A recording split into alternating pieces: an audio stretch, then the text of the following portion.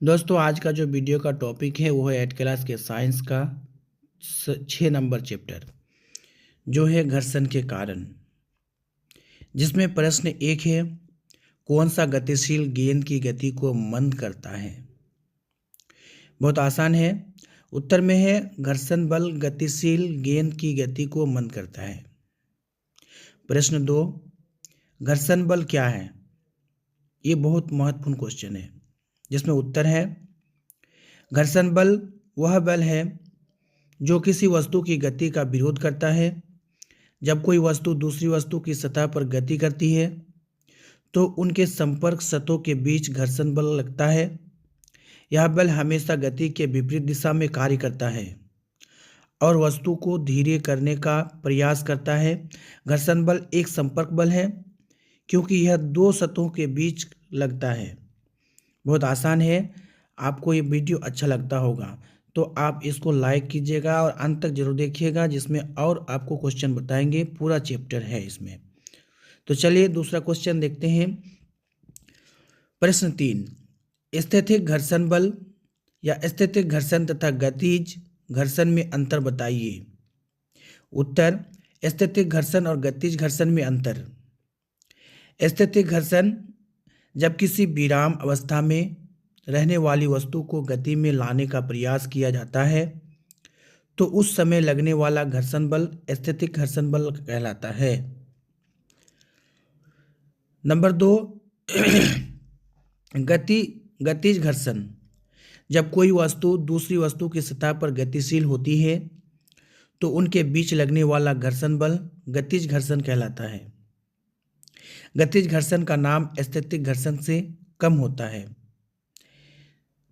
तो ये था स्थैतिक घर्षण और गतिज घर्षण में अंतर, जिसमें हम आपको बताए हैं दोनों का अंतर एक एक करके।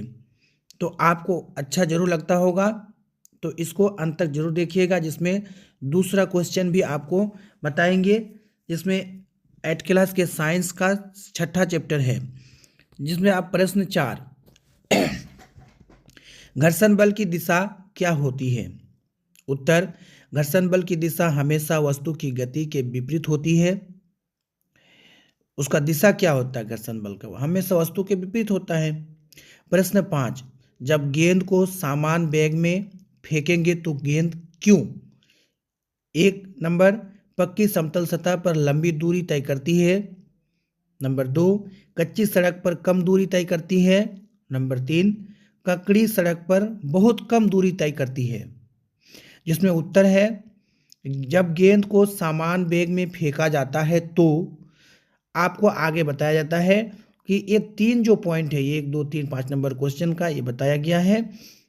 नंबर 1, पक्की समतल सतह पर गेंद लंबी दूरी तय करती है क्योंकि यह घर्षण बल का मान कम होता है। नंबर 2, कच्ची सड़क पर गेंद कम दूरी तय करती है क्योंकि यहाँ घर्षण बल अधिक होता है जो कच्ची सड़क है। नंबर 3, कंकड़ी डीली सड़क पर गेंद बहुत कम दूरी तय करती है क्योंकि यह सतह काफ़ी खुरदरी होती है और इस पर घर्षण बल का मान सबसे अधिक होता है। अतः खुरदरी सतह पर घर्षण बल का मान अधिक होने के कारण गेंद की गति सबसे अधिक कम हो जाती है। तो ये था आपका 5वां क्वेश्चन जो आपको घर्षण के बारे में बताया जा रहा था। नंबर 1, नंबर 2, नंबर 3 करके हम आपको बताए हैं। तो अब है इसके बाद दूसरा क्वेश्चन।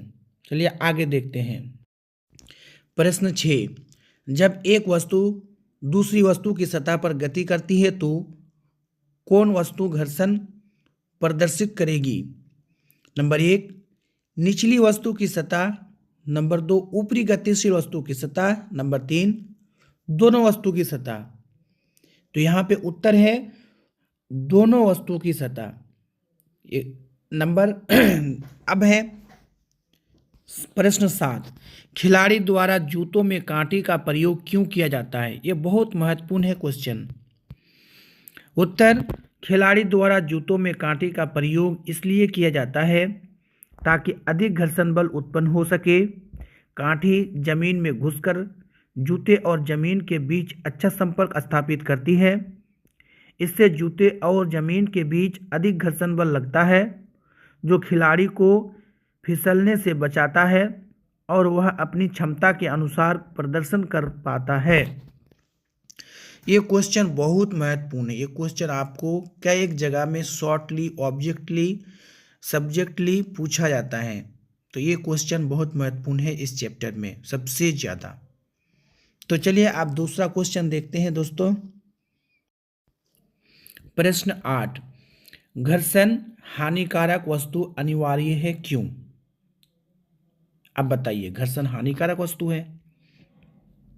उत्तर, घर्षण एक अनिवार्य भौतिक घटना है जो हमारे जीवन में लाभ और हानि दोनों लाती है, इसलिए इसे पूरी तरह से हानिकारक नहीं कहा जा सकता।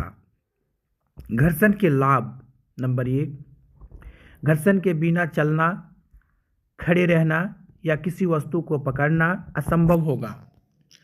घर्षण के कारण ही हम सतहों पर चल और खड़े रह पाते हैं। नंबर 2, वाहन चलने के लिए पहियों और सड़क के बीच घर्षण बल की आवश्यकता होती है। नंबर 3, लिखने के लिए कागज और पेंसिल या पेन के बीच घर्षण बल की जरूरत पड़ती है।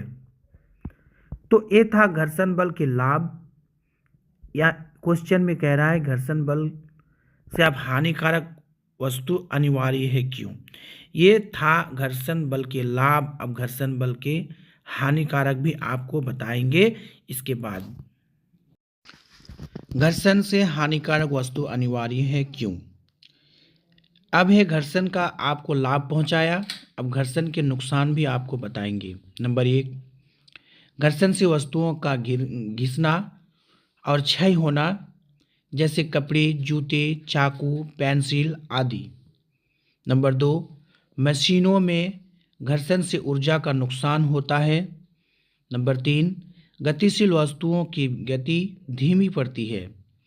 इस प्रकार घर्षण को पूरी तरह से हानिकारक नहीं कहा जा सकता, क्योंकि यह कई महत्वपूर्ण कार्यों के लिए आवश्यक है। हालांकि इसके नुकसान को कम करने के लिए विशेष तकनीकें अपनाई जाती है।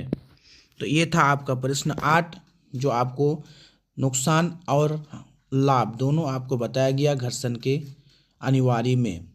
चलिए दूसरा क्वेश्चन देखते हैं। प्रश्न 9, धारा रेखीय आकृति से क्या समझते हैं?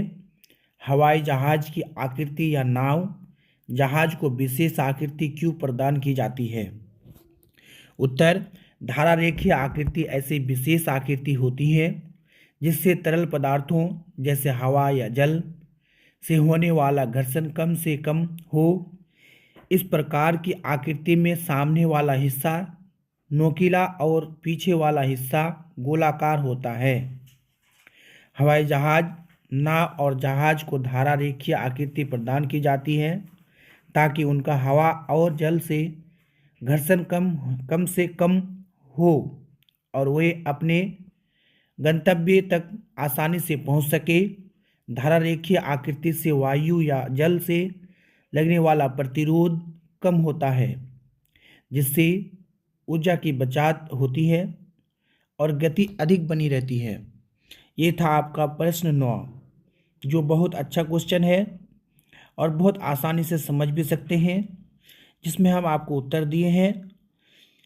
ये जहाज और नाव के बारे में बताया गया और आगे वाला होता है नुकीला, पीछे वाला होता है गोलाकार, और जिसका प्रतिरोध कम होता है। ये क्यों?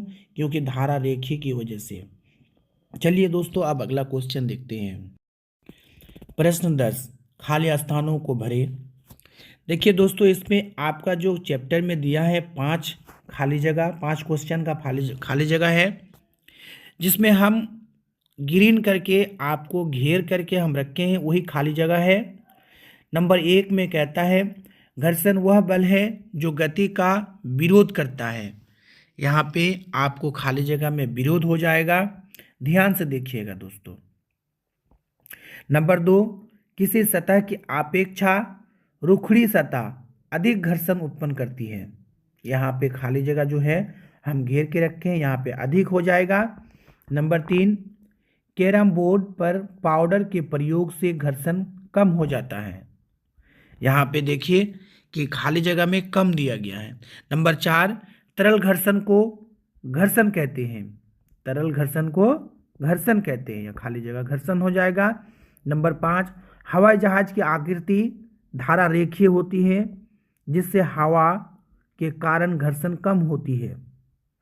यहाँ पे था आपका खाली जगह इस क्वेश्चन में, जो आपको हम ग्रीन करके घेर के रखे हैं, जिसमें खाली जगह आपको बहुत आसानी से हम दिए हैं। और ये बहुत अच्छा क्वेश्चन है, ऑब्जेक्टिव भी आ सकता है इस तरह, या फिर सही गलत का भी क्वेश्चन दे सकता है। यहाँ पे है आपका खाली जगह। तो यहाँ पे 10 नंबर क्वेश्चन आपका पूरा कर दिए। अब आगे है इस चैप्टर का एक और क्वेश्चन है 11 नंबर।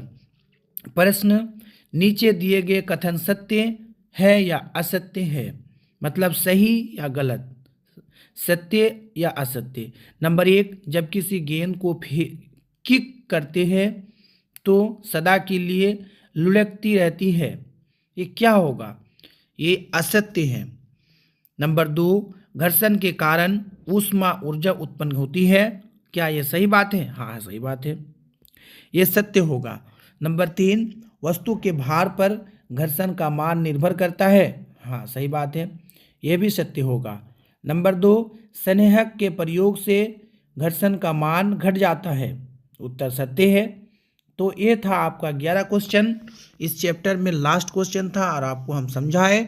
तो अगर आपको ये वीडियो अच्छा लगता है तो आप अंत तक जरूर देखिएगा और मेरी वीडियो को लाइक जरूर कीजिएगा। अगर यूट्यूब में देखते हैं तो सब्सक्राइब कीजिएगा, और अगर फेसबुक में देखते हैं तो फॉलो जरूर कर लीजिएगा, ताकि जब भी कभी नोटिफिकेशन आप तक पहुंच सके, सबसे पहले आप ही तक पहुंच सके। चलिए दोस्तों, चलते हैं अगला क्वेश्चन, अगला चैप्टर दूसरा वीडियो में।